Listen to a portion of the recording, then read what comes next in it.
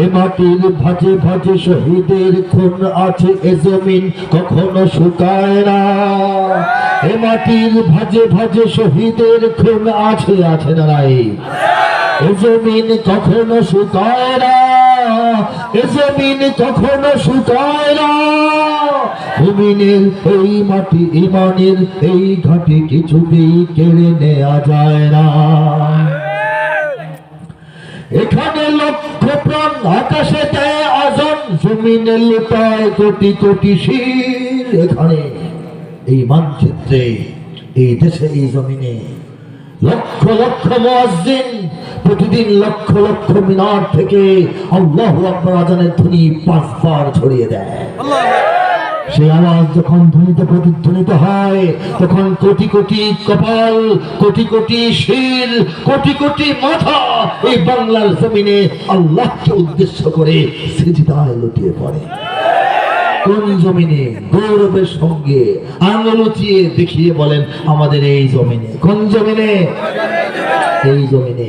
হিমালয়ের পাদদেশ থেকে একেবারে দক্ষিণের বঙ্গোপসাগরের ভেজা সৈকত পর্যন্ত আল্লাহ রাব্বুল আলামিন এক বিশাল জায়নামাজ 20 কোটি মুমিনের সিজদার জন্য বিছিয়ে দিয়েছে। কথা ঠিক কিনা? এখানে লক্ষ প্রাণ আকাশে দেয় আজান, জমিনে লুটায় কোটি কোটি শির। এখানে হাওয়ার আগে হাজারো কণ্ঠে জাগে, দিকে দিকে নারায়ে তাকবীর, দিকে দিকে নারায়ে তাকবীর। এখানে গ্রাম শহরে প্রস্তুত, ঘরে ঘরে বাংলার গ্রামে গঞ্জে শহরে নগরে বন্দরে ঘরে ঘরে প্রস্তুত হয়ে আছে কারা বলবো?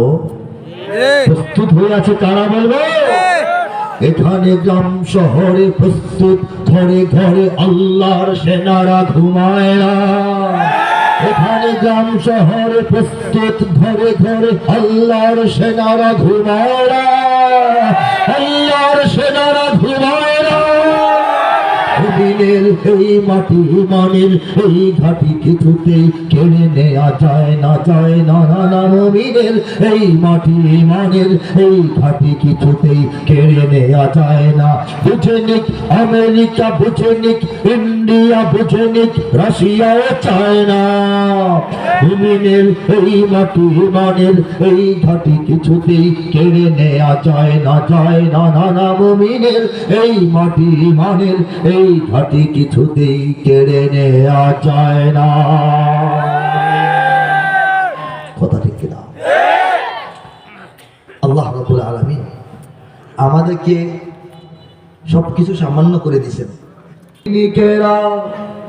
ভয় পেও না, রাত্রি আধার হচ্ছে বলে, যত রাত হোক না আধার আসবে সকাল সময় হলে, যত রাত হোক না আধার আসবে সকাল সময় হলে। এ স্বাধীন জন্মভূমির রক্ষীরা সব প্রস্তুতি নাও দিন বদলে, এ স্বাধীন জন্মভূমির রক্ষীরা সব প্রস্তুতি নাও দিন বদলে। এ লড়াই লড়তে হবে শক্তি সাহস বুদ্ধি বলে, এ লড়াই লড়তে হবে শক্তি সাহস বুদ্ধি বলে। ঠিক না? এরপর যখন আমাদের সন্তানরা শক্তি সাহস বুদ্ধি বলের সমন্বয়ে লড়াইটা লড়লো, তখন আমাদের সাফল্যের দরজা খুললো। আমি স্পষ্ট গিয়েছিলাম, ঘটনা ঘটার পরে নয় আগে, আল্লাহ লেখাইছিলেন, সবাই ছিলেন। স্পষ্ট ভাবে লাইনগুলো মিলিয়ে দেখেন। আমি বলেছিলাম জালিমের থামবে জুলুম আর কটা দিন ধৈর্য ধরো, ছোট হার নাও সে আজ সামনে বিজয় আসবে বড়। কত আর রাজপথে লাশ পড়বে এবার লড়াই করো, কত আর রাজপথে লাশ পড়বে এবার লড়াই করো। এ সময় পাল্টে যাবে উল্টো বাতাস বইবে ঝড়ো, এ সময় পাল্টে যাবে উল্টো বাতাস বইবে ঝড়ো। শহীদের রক্ত ধারায় এ দেশের পাড়ায় পাড়ায়, সময়ের এক ইশারায়, সময়ের এক ইশারায় লক্ষ আগুন উঠবে জ্বলে। ইমানের সৈনিকেরা ভয় পেও না, রাত্রি আধার হচ্ছে বলে, যত রাত হোক না আধার আসবে সকাল সময় হলে, যত রাত হোক না আধার আসবে সকাল সময় হলে। সময় যখন হয়েছে আগে টের পান নাই, হঠাৎ করে সকাল চলে এসেছে, ঠিক কিনা বলেন? শহীদের রক্ত ধারায় এদেশের জেলায় জেলায় থানায় থানায় লিখি নাই, লিখেছিলাম পাড়ায় পাড়ায়।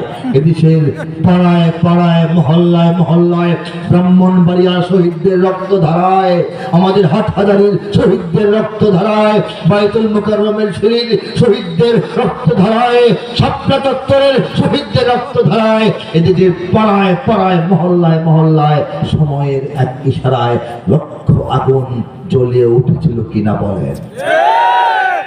আল্লাহ যা চান তা হবে, আল্লাহ যা চান তা হবে। আল্লাহ বলেছেন ইউরিদুনা লিইউতফিউ নূরাল্লাহি বিআফওয়াহিহিম, আমার দুশমনরা চায় আমার আলো, আমার বাতি, আমার নূরের জ্যোতিকে ফু দিয়া নিভাই ফেলতে চায়।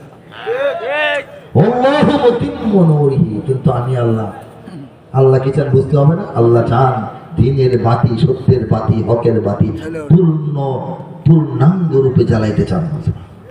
তিনি যাবা আপনাদের প্রিয় হযরতুল আল্লাহ মাওলানা আতাউর রহমান খান রাহমাতুল্লাহি আলাইহি, চিনেন না অনেকে? তিনি জামিয়া ইমদাদিয়ার সারা জীবনের ছাত্র শিক্ষক পরিচালনার দায়িত্বে ছিলেন।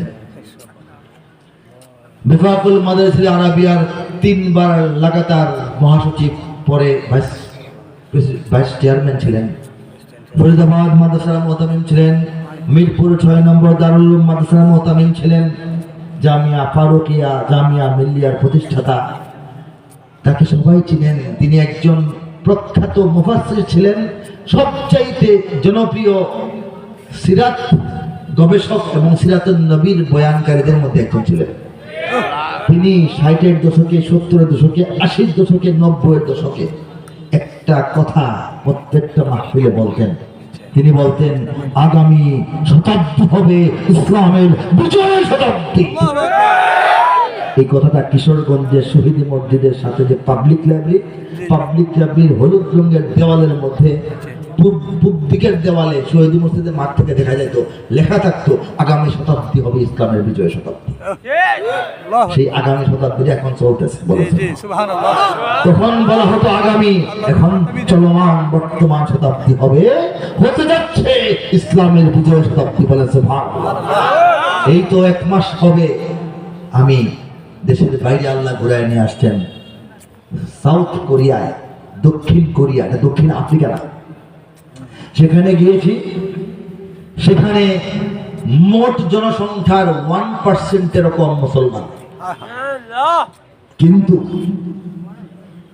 গিয়ে দেখলাম 30,000-এর মতো বাংলাদেশি মুসলমান সেখানে চাকরি এবং ব্যবসার সূত্রে বসবাস করেন। অল্প কিছু মানুষ ব্যবসা করে সফল হয়েছেন, বাকি প্রায় সবাই বিভিন্ন কল কারখানার শ্রমিক হিসেবে কাজ করছেন। বক্তব্য রেখেছি 7টা প্রদেশে 7টা মাহফিলে, আমাকে ঘিরে আয়োজন, মুসলমানরা একত্রিত হয়েছেন।